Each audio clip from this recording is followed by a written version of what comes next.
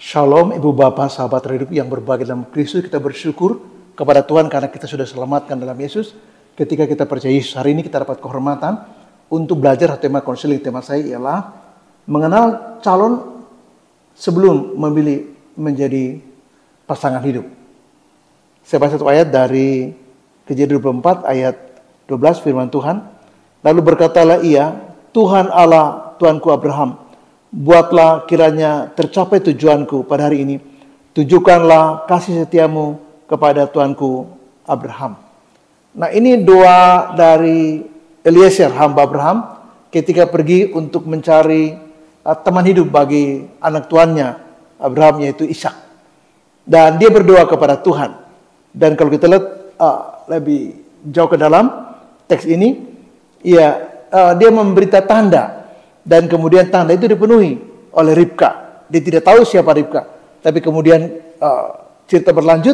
Lalu Ribka lah yang menjadi istri daripada anak tuannya Abraham, yaitu Ishak. Nah, dari teks ini kita melihat bahwa pola seperti ini sudah jarang. Di mana Ishak tidak mengenal calonnya Ribka.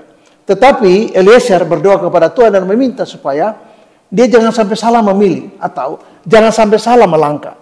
Atau ketika diputuskan bahwa inilah calon daripada anak tuannya Abraham, yaitu Ishak, maka yang dipilih itu adalah benar. Dan Ribka lah yang terpilih. Tapi pola ini sudah tidak banyak. Ya, dan yang ada adalah 6 hal saya mau jelaskan. Yang pertama ialah bahwa penting kita punya waktu untuk bergaul. Mengapa Pak Tony? Supaya kita bisa mengenal dengan baik. Apakah personalitinya, kebiasaannya, pola asuhnya, nilainya, keluarganya, backgroundnya, culture-nya, banyak hal. Tentang minat-minat dia dan sebagainya. Nah, kita perlu waktu lebih lama untuk mengenal dia. Yang kedua ialah bagaimana hubungan dia dengan keluarganya. Apakah keluarganya dengan dia baik? Apakah keluarganya dengan dia cukup positif? Apakah dia seorang yang punya hubungan yang baik dengan orang tuanya, ayah, ibunya, saudara-saudaranya? Kalau itu benar, maka inilah syarat kedua yang bisa kita penuhi ketika kita akan memilih. Kita mau memilih, memutuskan siapa yang menjadi calon kita.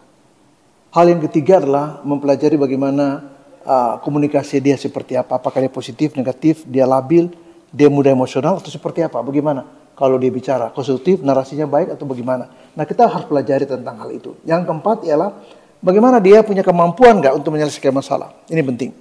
Kalau dia matang, dia mampu. Tapi kalau dia emosional, dia justru tidak menyelesaikan masalah. Malah dia menambah masalah dengan masalah yang baru karena caranya menghadapi dengan cara yang tidak benar. Yang kelima adalah kita lihat kematangan jiwanya. Kita teropong apakah orangnya matang jiwanya.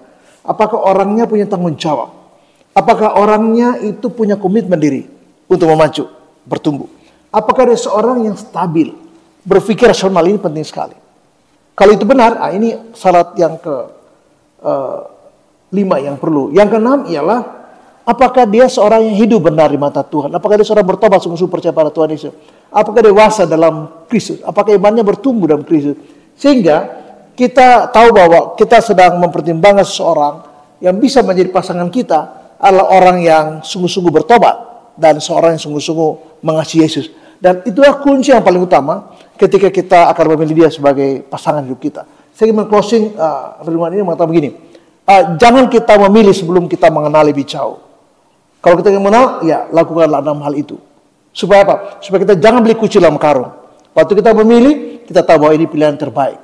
Kita perlu memilih yang terbaik. Karena menyangkut perjalanan kita ke depan. Terus memberkati dan shalom. Amin.